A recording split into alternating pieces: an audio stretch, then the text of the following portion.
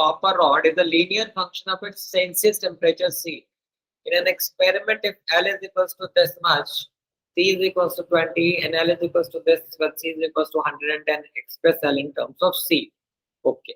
तो अगर कहता है कि कोई आपका लीनियर फंक्शन है, ठीक है, कोई चीज किसी के रिस्पेक्ट में, तो उसका क्या मतलब होता है कि वो आपका मतलब जैसे हम लोग कहते हैं ना कि आपके ये एक लीनियर इक्वेशन है ax plus B Y plus C.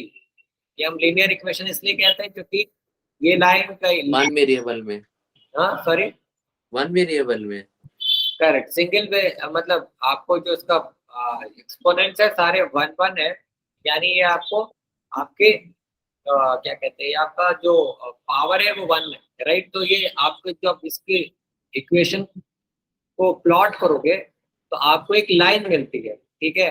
Since it's a line, जो भी जिस तरह की भी लाइन होगी आप, इसीलिए हम इसको कहते हैं लीनियर फंक्शन, ठीक है। इसको हम लीनियर इक्वेशन इसीलिए कहते हैं।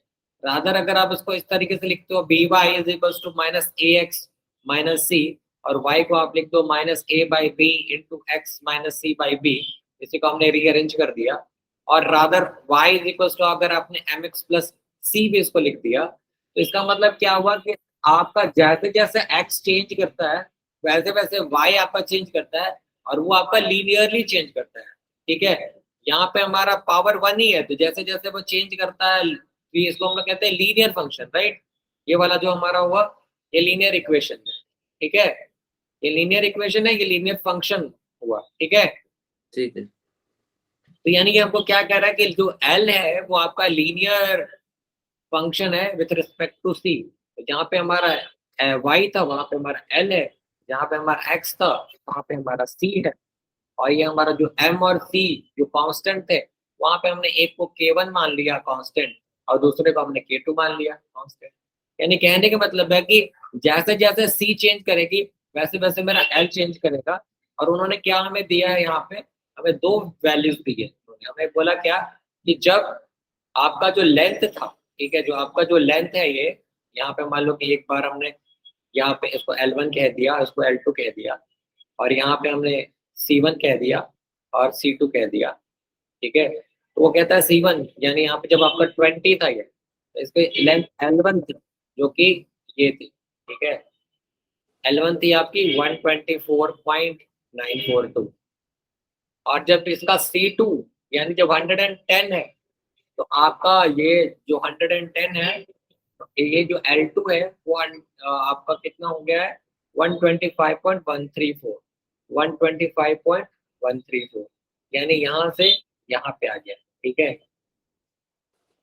यानी ये क्या है, अगर आप इसको प्लॉट करेंगे तो ये आपको एक लाइन मिलेगी, ठीक है।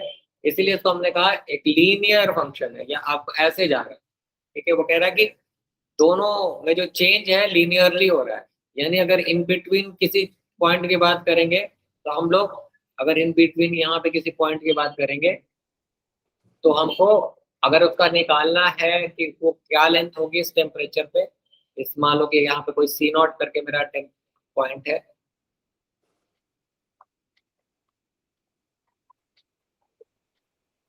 तो उसको निकालने के लिए मेरे को क्या करना पड़ेगा, सिर्फ यहाँ से एक ऐसे एक परपेंडिकुलर यहाँ से ड्रॉप करना पड़ेगा, इस यहाँ मतलब यहाँ पे एक परपेंडिकुलर लेना होगा, और ये जहाँ पे भी जाके मीट करेगी इस लाइन को, यहाँ से तो परपेंडिकुलर लूंगा, जहाँ पे भी ये मीट करेगी, फिर यहाँ से इस पॉइंट से फिर मैं इसको इधर परपेंडिकुलर ड्रॉप करूंगा, और ये जहाँ पे भी मिल जाएगा वो पॉइंट मेरा लेंथ दे देगा, ठीक है। तो लीनियर फंक्शन का मतलब हुआ कि इसके बीच में ये जैसे जैसे इसका टेम्परेचर चेंज हो रहा है वैसे वैसे इसकी लेंथ चेंज हो रही है, ठीक है। तो हमें क्या फाइंड करना है, हमें K1 एंड K2 की वैल्यू फाइंड आउट करनी है जो कि अननोन वेरिएबल है, ठीक है। तो उन्होंने जो जो इंफॉर्मेशन दे दी है उससे हमको यहाँ पे यूज करेंगे। तो सबसे पहले इंफॉर्मेशन थी कि लेंथ जब 124.942 है तो उस समय ये उसकी जो टेम्परेचर है वो 20 है, और दूसरा वेरिएबल भी पता नहीं है, तो ये मेरी इक्वेशन 1 है।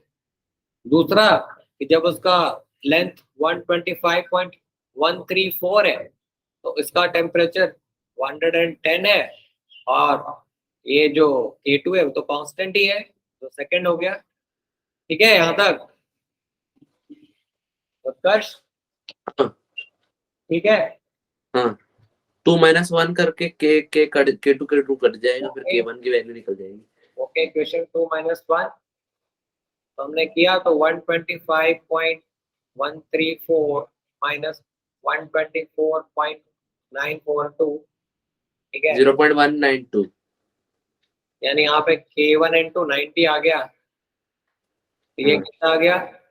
0.192। 9 कितना रहा? 0.192। ओके 0.192 आ गया ये, इंटू K1 इंटू 90। ठीक है, तो K1 हम्म की वैल्यू क्या आ गई? K1 की वैल्यू आ गई 0.192/90। इसको हमने यूज करना है, इस इक्वेशन में हम किसी में पुट कर देंगे। पहले में इक्वेशन में पुट करते हैं तो 124.942 equals to K1 0.192/90 into 20 plus K2। ठीक है, हम्म यानी K2 जो है मेरा 124.942 माइनस 0.192/90 इंटू 20। हम्म तो मोस्ट ऑफ द टाइम क्या करो ना कि जब भी इतने सारे आपके पास नंबर्स हो ना, उनको मतलब इनिशियली सॉल्व करने की कोशिश मत करो, अदरवाइज आप पॉइंट्स में फंस जाओगे। लास्टली ले जाके इन लोगों को हम लोगों को यूज करना होता है। तो ठीक है, हम लोग अभी यहाँ पे भी कुछ नहीं करेंगे। अब हम लोग को इस इक्वेशन में K1 और K2 मिल गया तो हम लोग डाल देंगे। L इज इक्वल्स टू क्या था मेरा? K1 था 0.192/90 इंटू सी। ठीक है, K2 हाँ, क्या है मेरा? 124.942 माइनस 0.192/90 इंटू 20। ठीक है, अब इसको फिर से फर्दर रीअरेंज करेंगे तो हम लोग इसमें और इसमें से 0.192/90 कॉमन निकाल लेते हैं। 0.192/90 कॉमन निकाल लिया, हमारा क्या बचा? C minus 20 plus 124.942। तो ये आपको एक इक्वेशन मिल गई। ठीक है, जहां पे हमारे पास K1 K2 नहीं है, बस L और C है और बाकी सारे कांस्टेंट है। ठीक है, ठीक है। तो इसी यही है आपकी इक्वेशन। अच्छा। तो सबसे पहली चीज जो हमें समझनी थी कि लीनियर आपको इक्वेशन बोल रहा है, लीनियर फंक्शन बोल रहा है, तो लीनियर बोलेगा तो ऐसा ही रहेगा। ठीक है, ठीक। लीनियर का मतलब ऐसा है, यानी आप इन बिटवीन कोई भी, अगर उसने 100 पे मोर को बोला होता ना कि जब उसका 100 डिग्री सेंटीग्रेड टेम्परेचर होगा तो उसका लेंथ क्या होगा, all we had to do was to put 100 यहाँ पे। मान लो कि उसने पूछा होता कि at 100 degree C what is the length of, what is the length of the copper rod, what is the length of copper rod. ठीक है, ठीक है। तो हम लोग क्या करते हैं यहाँ पे सीधे 100 डिग्री डाल देते हैं। एल इज इक्वल्स टू क्या करते थे? 1.192/90 इंटू 100 माइनस 20 प्लस 124.942। ये आपको 80/90 आ गया होता, और ये 0.192 प्लस 124.942। ठीक है, अब आप इसको करते सॉल्व तो निकल के आ जाता जो नंबर, वो आपका आंसर रहता। ठीक है, हाँ, ठीक है। तो ये आप पढ़ोगे, आपको जब thermal expansion of various metals आप पढ़ोगे ना, तो उसमें यही दिखाता है। ये क्या बता रहा है कि जैसे ही आप किसी कॉपर रॉड को हीट करोगे ना, जैसे उसका टेम्परेचर बढ़ रहा है तो उसकी लेंथ बढ़ती है, उसका लेंथ बढ़ रहा है, 124 से वो 125 हो रहा है। ठीक है, ठीक है। तो हम कहते हैं थर्मल एक्सपेंशन। ये आपको जैसे जैसे आपने हीट प्रोड्यूस, आपने हीट दिया है उस रॉड में, वैसे वैसे वो उसका लेंथ बेसिकली बढ़ रहा है। कि assuming a linear relationship between selling price and demand. ठीक है, तो सेलिंग प्राइस एंड डिमांड के बीच में उसका लीनियर रिलेशनशिप कह रहा है। तो हमें क्या इंडिपेंडेंट वेरिएबल है, क्या डिपेंडेंट वेरिएबल? तो देखो यहाँ पे क्या है कि जैसे जैसे पूछ क्या रहा है, मेरे से पूछ रहा है कि ₹17 पर लीटर पे जब होगा तब उसकी क्या वैल्यू होगी। यानी यहाँ पे प्राइस जो होगी वो वेरी कर रही है और उसके बेसिस पे आपका डिमांड वेरी कर रहा है। यानी जो आपका जो डिमांड है कि कितना बिकेगा उसका मिल्क, 12-20 लीटर्स और 9-80 लीटर्स, वो उसके प्राइस पर डिपेंड करेगा। तो हम लोग उसका ऐसा लिखेंगे कि डिमांड, जो डिमांड है इज इक्वल्स टू क्या, एक कांस्टेंट, कोई कांस्टेंट है इनटू सेलिंग प्राइस, हम लोग सेलिंग प्राइस को एस कहते हैं, प्लस K2। ठीक है, तो यानी जैसे जैसे उसका सेलिंग प्राइस चेंज होगा वैसे वैसे उसकी डिमांड चेंज होगी। ठीक है, सेम ठीक है। जैसे पीछे किया था। अभी यहाँ पे उन्होंने हमें क्या क्या इन्फॉर्मेशन दी कि 980 लीटर सेल होता है जब ₹14 पर लीटर है। तो हमें यानी 980 लीटर सेल होता है कब, जब ये ₹14 पर लीटर बेचता है, यानी 14 इंटू K1 प्लस K2। ठीक है, ये मेरा पहला हो गया। दूसरा कहता है कि 1220 लीटर बिकता है जब वो ₹16 पर लीटर के हिसाब से बेचता है। तो 1220 बिक रहा है जब वो ₹16 पर लीटर के रेट में बेचता है। ठीक है, ये मेरा 2 हो गया। सेम वे में इक्वेशन 2-1 करेंगे। ठीक है, तो ये क्या हो गया, 0, 12 में से 8 4 और 11 में से 9 2, यानी 240 is equal to 2K1, right, plus 0, यानी K1 इज इक्वल टू 120 आ गया। अब इसको वैल्यू पुट कर देते हैं किसी में भी, तो अगर मान लो कि दूसरे वाले में डाल दिया तो 1220 is equal to 16 into 120 plus K2, यानी 1920 1220 माइनस 1920 19। ओके, तो यानी ये क्या आ गया मेरा, 700 माइनस 700।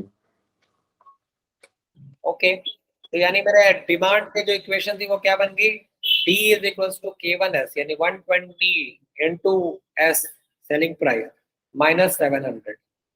ठीक है, अब कहता है कि ₹17 पर लीटर में बेचूंगा तो कितने बेच पाऊंगा, तो हमें डिमांड निकालना, तो demand is equal to 120 into 17 minus 700। तो हम लोग करेंगे तो 17 देख के ही लग रहा था कि ये नंबर कुछ सही नहीं आ रहा था। फिर ये आ गया हमारा 40 और ये आ गया हमारा कितना, कितना आ जाएगा 13। 1340 आंसर सही है। कहता है कि point H comma K divides a line segment between the axes in the ratio 1:2. Find the equation of the line. Okay, तो पहले जो कह रहा है वो पिक्चर बनाते हैं, उसके बाद सॉल्व करने की कोशिश करेंगे।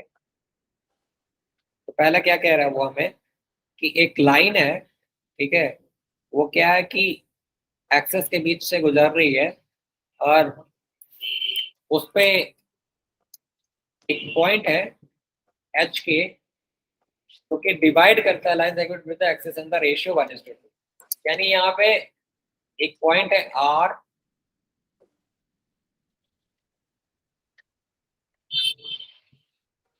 जिसका कोऑर्डिनेट है एच कॉमा के। वो क्या कर रहा है ना कि वो जो एक्सेस के बीच में जो आपके जो एक्सेस है, राइट, एक्सेस जहां जहां पे कट हो रहे हैं उसके पॉइंट्स को ये 1:2 के रेशियो में डिवाइड करता है। यानी यहाँ पे अगर हम लोग m/n कहते हैं तो m इज इक्वल्स टू 1 है और n इज इक्वल्स टू 2 है, और ये एक्स एक्सिस है आपका, ये y एक्सिस है। ठीक है, और ये क्या दे रहा है आपको, ये कहता है कि आर एच के divide the line segment between the axis. पहले ये वाले पॉइंट ध्यान दीजिए कि line segment between the axis, यानी किसकी बात कर रहा है वो, लाइन सेगमेंट जो कि एक्सिस के बीच में, यानी वो बात कर रहा है इसकी, इस लाइन सेगमेंट की बात कर रहा है। ठीक है, ये होता है आपका लाइन सेगमेंट, ये पूरी लाइन है, ये लाइन सेगमेंट है, तो इन दोनों एक्सिस के बीच में यही लाइन सेगमेंट है। ठीक है, अगर ये लाइन सेगमेंट है और ये कहता है कि इनको ये 1:2 के रेशियो में डिवाइड कर रहा है, ठीक है, आपको सेम वे में आप अज्यूम कर लो कि ये आपका मान लो कि ए है, ठीक है, और ये आप पहले मान लो कि बी है, ये आपकी अननोन है। ठीक है, ये आपके अननोन है, तो यानी ये पॉइंट सेम वे में आपका A, 0 हो जाएगा और ये पॉइंट आपका 0, B हो जाएगा, हो जाएगा। अब आप बताओ मेरे को, इक्वेशन ऑफ लाइन क्या होती है जिनके इंटरसेप्ट ए और बी होते हैं तो ऐसा x upon a plus y upon b is equal to 1. x upon a plus y upon b equals to 1। यहाँ पे ए और बी मेरे अननोन है, ठीक है। अगर ए और बी अगर निकल गया तो मेरा इक्वेशन ऑफ लाइन निकल जाएगी ये, ठीक है, ये इक्वेशन ऑफ लाइन होगी। अब ए और बी निकाले कैसे, क्योंकि उन्होंने एक इंफॉर्मेशन मेरे को दिया कि ये क्या जो आर एच के जो पॉइंट है ना वो 1:2 के रेशियो में डिवाइड कर रहा है सही, mx2 plus nx1. राइट। तो mx2 प्लस nx1 करें तो mx2 प्लस nx1 करेंगे तो क्या आएगा 1:0 plus 2 a divide by m plus n which is 1 plus 2। Point का कोऑर्डिनेट हम निकाल रहे हैं आर का, तो ये पहला मेरा हो गया। दूसरा कोऑर्डिनेट है my2 यानी 1:b plus 2:0 divide by 1 plus 2। ये मेरा कोऑर्डिनेट होना चाहिए था h का, ठीक है, अकॉर्डिंग टू दिस फॉर्मूला। पर h और k क्या दे रखा है हमको दे रखा, सॉरी r का ये होना चाहिए था, पर हमें तो इसको फर्दर अब सॉल्व करेंगे तो हमें क्या आएगा 2a/3 कॉमा b/3। बट यहाँ पे हमको क्या दे रखा है वो h and k है, और हमें पता है कि ऑर्डर्ड पेयर तभी बराबर होते हैं जबकि वो सेपरेटली बराबर होते हैं, यानी h बराबर क्या हो जाएगा 2a/3 and k is equals to b/3। यानी आपको a क्या आ गया 3h/2 और b क्या आ गया 3k। तो हमें a और b निकल गया। अब इसको हम यहाँ पर डाल देंगे, ठीक है। तब हमने डाला x/a यानी 3h/2, x के जगह पे डाल दिया, a के जगह पे, b के जगह पे y/3k डाल दिया इज इक्वल्स टू 1। अब इसको फर्दर सॉल्व किया तो हमारे ऊपर में चला गया 2x/3h plus y/3k equals to 1। आप यहाँ पे भी छोड़ सकते हो या इसको फर्दर सॉल्व कर सकते हो, ठीक है। यहाँ से इसको फर्दर सॉल्व करना है आपको तो ऐसा लिख सकते हो 2x और यहाँ पे आप क्या करो कि y/h कर दो, y/k कर दो इक्वल टू 3 कर दो, एक ये भी है। या फिर और इसको सॉल्व करना है तो और यहाँ पे h के ले लो आप, इसका एलसीएम फिर ऊपर में आ जाएगा 2kx plus yk is equal to 3 और 2kx प्लस ky hy